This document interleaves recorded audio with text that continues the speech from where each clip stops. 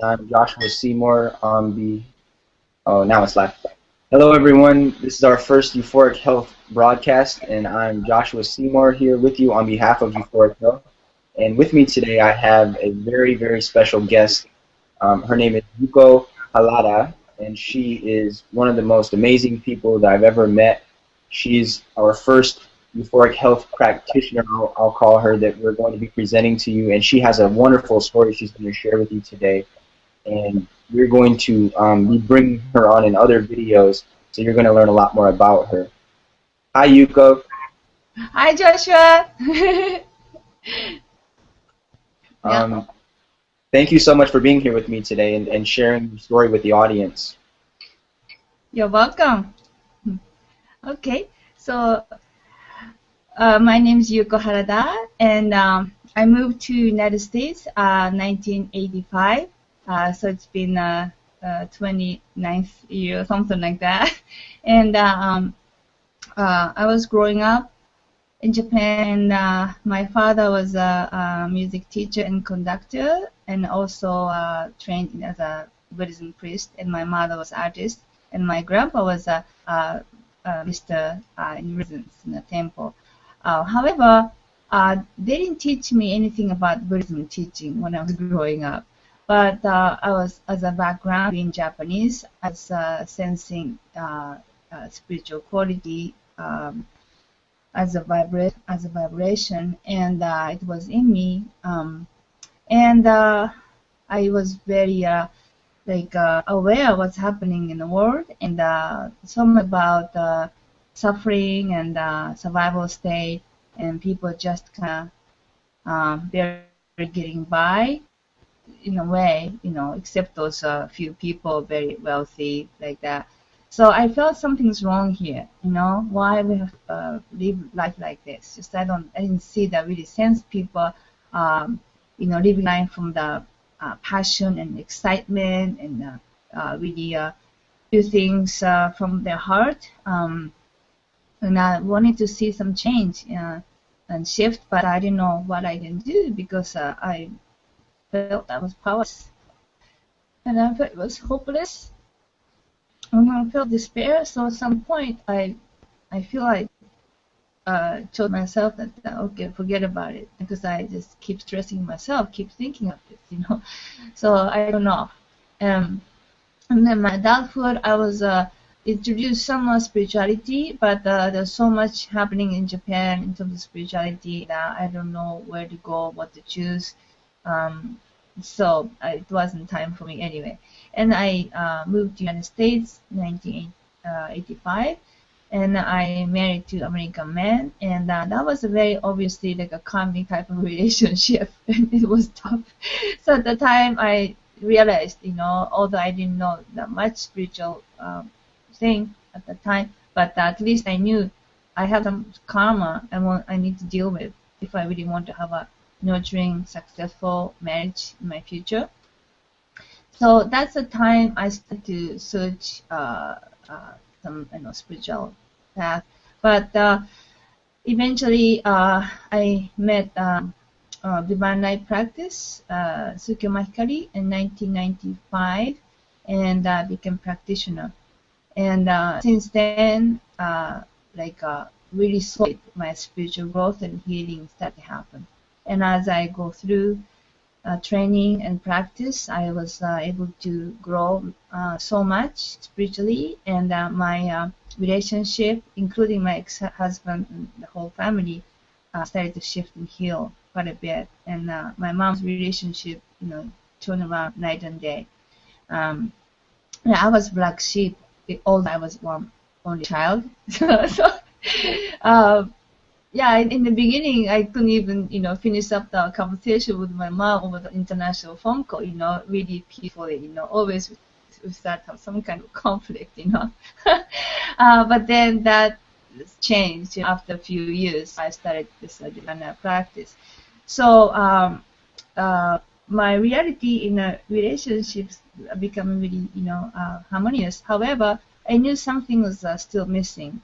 And but in the meantime, I was guided to start spiritual shodo as a founder, which means ancient Japanese calligraphy art, using as a tool for people to be able to discover who they are in their strokes. And then I was guided to help them to go from spiritual healing, so they can not only they can do the more powerful strokes, but they can really tune in with the divinity part and a lot of knowingness, wisdom from the past lifetime ancestry.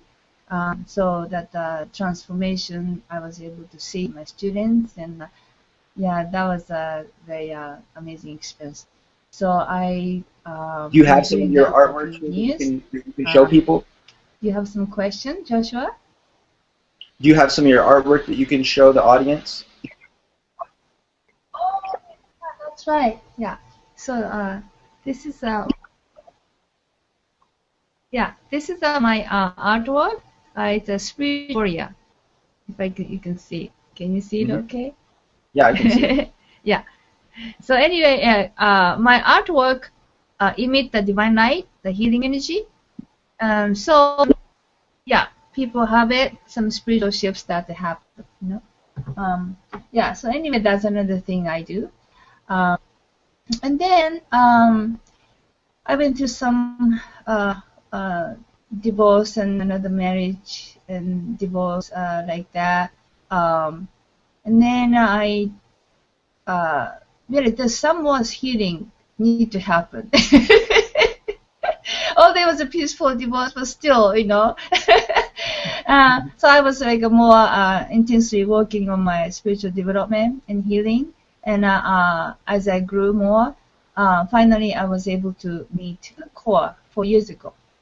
And then I was introduced to Sacred G, higher dimensional technology, that's a sacred geometry. Maybe Josh, you can share with us what Sacred G is about a little bit. Sure. So the gentleman that Yuko is talking about, his name is Core Love, and some of you watching this may have been introduced to one of his products, which is based on in the field of sacred geometry. He would be probably like one of the world's foremost experts, maybe the foremost expert in sacred geometry. And if you're familiar with MTV, they had a show called The Robin Big Show, and his stuff was featured on there, and that's how millions of people were exposed to it from that way. But Core's a really phenomenal human being that has impacted a lot of the people that you'll see on future videos. He played a strong role in my life and Yuko's life and many of our friends behind the scenes, and so you'll hear more about him. But he has this technology called Sacred G. That's the brand of the type of geometry that he creates, and it does some pretty amazing stuff. We're not going to really talk about it too much on this video, but it's just good for you to be clear about who we're talking about and what it is. And you can Google Core Love and you can Google Sacred G to learn more about it. Yeah, thank you very much. So I started to use Sacred G, and interestingly, what I noticed was whatever it was working in my life started to really show up big time in front of my face. And oh my gosh, this is the area that's right I'm supposed to work on, so that some cleansing started to happen on a drastic level, and so I had to really face myself, what's going on. I'm supposed to grow and change, right? And then I knew it because what it was just like a lot of spiritual people going through, we are having a hard time to get grounded in the 3D world, and then not be able to really utilize what we know spiritually, all the realization, insight, and teaching, wisdom, manifest in the physical level, and then integrate with the reality in here, and be successful, So, and then not only using Sacred G technology, also learning from Core through the educational video and through some other training. So I started to work on myself intensely. And one of the highlights I can share with you was like I realized that I've been in so many ways, like so many areas, I guess. Having one perception, for example, belly dance. Like I realized, wow, I've been having judgmental belly dance because they're like showing off their body and being sexy, and just the too much for what's going on. So I decided to take a belly dance class one semester, and oh my god, it was really shocking to me because what belly dance is, and also those ladies, the dancers, they are like really spiritual warrior, totally different from what I was thinking about, right? And they are like constantly like fighting, with this so much judgment coming from world, and I was one of those judgmental people, right? And this is actually very spiritual dance, and there's so much depth to it.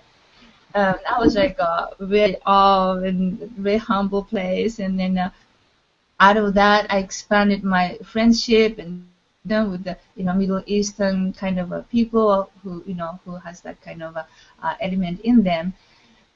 Before I was totally studying that place, right? So, but anyway, and then I started to move myself, and it was pretty awkward in the beginning in the dancing, like a body, mind, spirit wasn't connecting. I was shocked that I didn't know I was this much bad. And also, I've been shutting down about my physical activity a lot. I injured my knee when I was 11 years old, and that was a good excuse too. So I've been like not doing any sports, no outdoor stuff. So I started to become more open to that area too, because the more we open to the area we shut down, there's like spiritually we grow so much, we can expand ourselves. So I started to do some more physical activities I never even thought about I'm going to do. One of them was like climbing up the 4 feet of the tree. That's like a rope activity. They say like do things scares you. Of course, it's a lot of safety net, record and everything. I tried it myself like that, and wow, there's so much confidence in me, overcome my fear like that. And also I did whitewater rafting, scuba diving, and rappel thing, and some hiking area that I would never usually go. Like this is, more of the things, but each time I do those things I never experienced before, and a little scary thing, and being out in the world, like wild outside, so to speak. Oh my gosh, it's really started to feel a difference in my body. Also, that talking about the sports and being action, the quote talks about the important sports to do is group and the martial art, dance, and gymnastics. And he said that the most you feel challenged if you do it, it's gonna be dynamite. So that was a gymnastic form, and then I found out a capoeira exists. Capoeira, Brazilian thing. I love It capoeira. actually has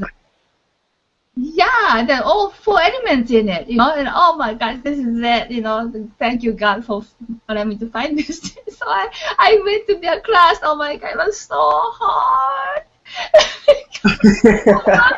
Anything like that, and everyone is so young, everyone is my teachers, right?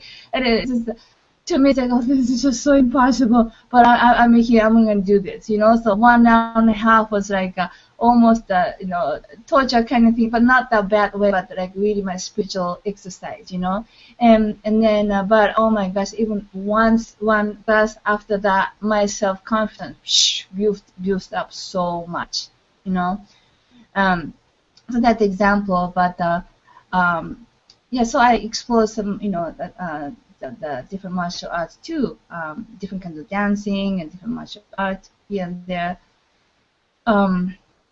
And then, including fencing too, And for example, when I went to fencing class, I realized how much I have a fear to attack people. I shut down myself, from past lifetime. I know I was worried literally, and so much blood and the killing, and this is no more. I'm shut down about this year. So literally, I felt like that. So I decided to have some breakthrough in that, and also teaching about this. My understanding is like Earth is like a war planet, so we learn and develop the consciousness out of the war mentality. And wow, when I heard that, wow, totally makes sense, And that also helped me to understand why my internal dilemma is about, because I've been having hard to fit into this 3D world because it's so much like I'm right, you're wrong. Okay, if it's country, let's go into the war. That kind of mentality, And so let's create peace somehow. We do it, hard, you know. I don't see very much, but because that lesson for us to be in 3D world, I realized in resisting and make judgment about it. Okay, let's learn it, So if I'm supposed to learn about attacking people, but not really attacking, but in the martial art form, what the lesson I'm here to learn, my attitude really changed it. And I realized, the reason why I have a hard time to attack is because I have so much fear to express myself freely. Fear to be judged. That's why, So there's so much depth to it, even just, one movement of doing the fencing. Yeah, so much like awareness development happened last few years. Yeah, and then just recently, also I'm more and more realizing about how much I've been judging myself, because so much a desire I want to grow. So subconsciously, I've been judging myself when I'm not doing good enough. I'm not, learning fast enough, or uh, doing enough amount, in the daily life, and then I, judge, right? And my inner child was like fed up with it. Yuko, I'm not gonna move inch anymore unless you start acknowledging me, appreciate me, what I've been doing for you, and really, just honor me as the way I am. Yeah, and so I started to work on more intentionally how I can nurture my inner child, without keep judging myself. And I thank God for the activation process, which is providing us this amazing the technique method, which this activation is allowing us to be able to reconnect our potential, highest potential, spiritually, and connecting our body and mind, every part in us. So I've been practicing this last 3 years, and just incredible. And some of the activations sessions I've been going through recently, especially, like one time, my true self showed up in my vision, and she asked me, Yuko, do you really, really know who I am? And I could not answer. And also she asked me, do you really, really know how much I'm capable of? How much I can do? How much I have a power? I could not answer. That's how much I've been so disconnected from, uh, you know, uh, knowing who I am. Yeah, so anyway, I've been, shifting my consciousness from doing things out of should. I should be doing this, or, I should have accomplished this much so far. I'm not doing it. To like really honoring and trusting my true self decision, even if I wasn't productive from my, ego point of view. It doesn't matter. If my true self chose that way, it is totally worth for me to honor it and trust that. thank you very much. No judgment about it. That's the only way we can really move on and accomplish things we want to do in our life.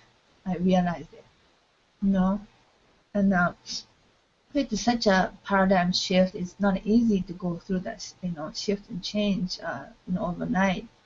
Um, but the activation's been helping me tremendously, not only realizing it, but because my like system operation is changing so much. So like naturally, I'm acting differently, and see things differently. Um, my just realization, understanding what's going on is a so much more profound level these days.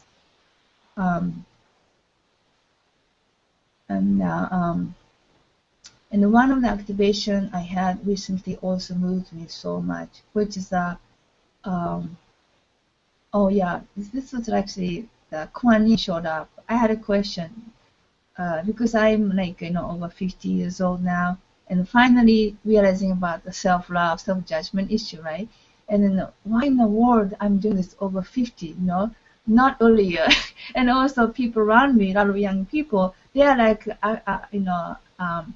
activating their senses so much quicker than me. But not only this lifetime, so much charge and impurity build up in my systems, I have to work so hard to purify those, right? But I've been going through many, many lifetimes on the earth. And then some of the young people are like, oh, I've been just being on earth for few lifetimes, So they still have a memory from the other planet, things like that. And like they are like a soul tuning, And then so my question was why I'm going through this like that. It's so hard, And then the Kuan Yin was telling me that the reason you chose this is is because the more you go through this density,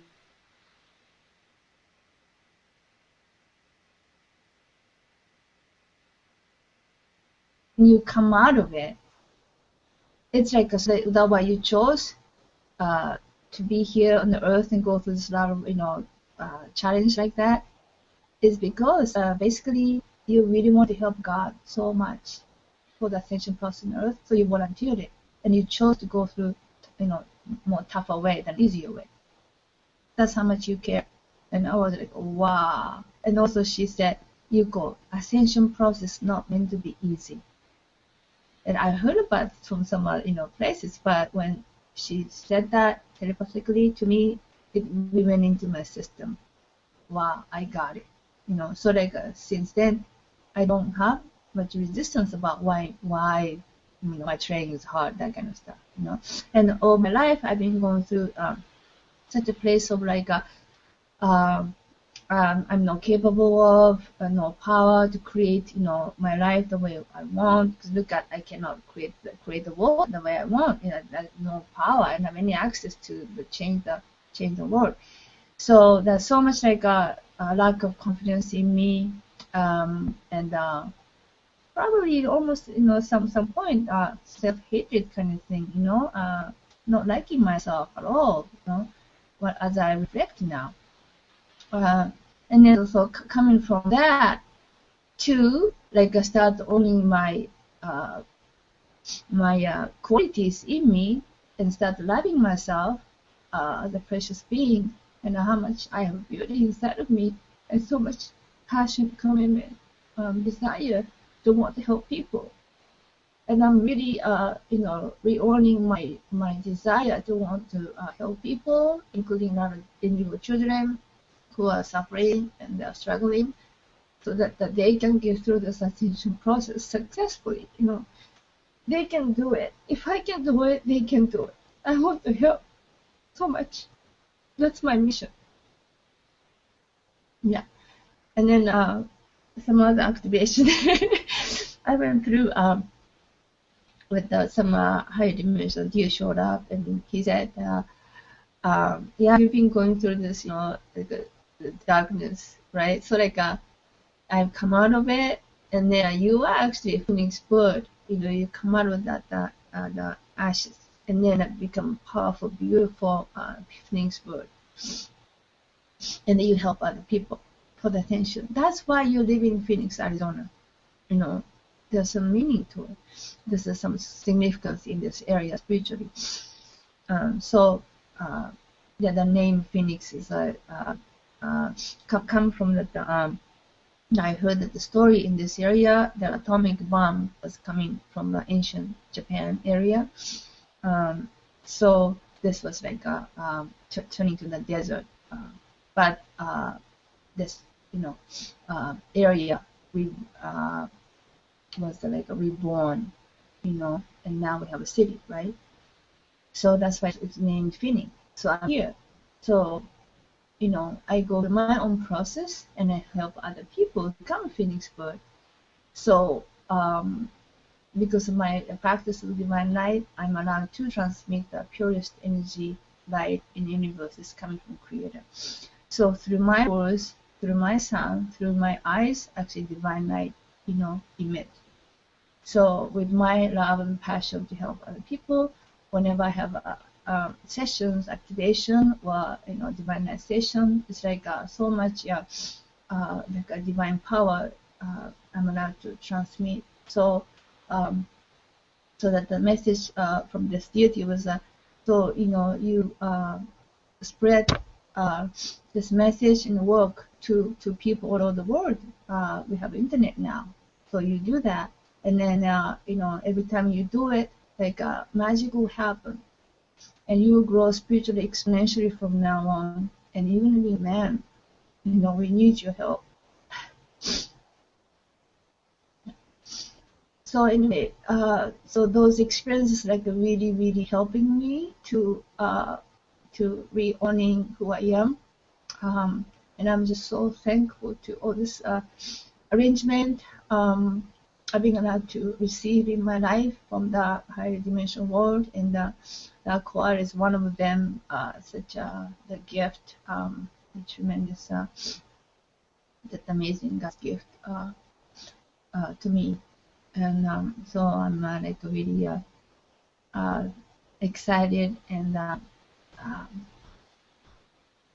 very honored to be able to work with you guys. And yeah, so please help me in any way I'm allowed to serve.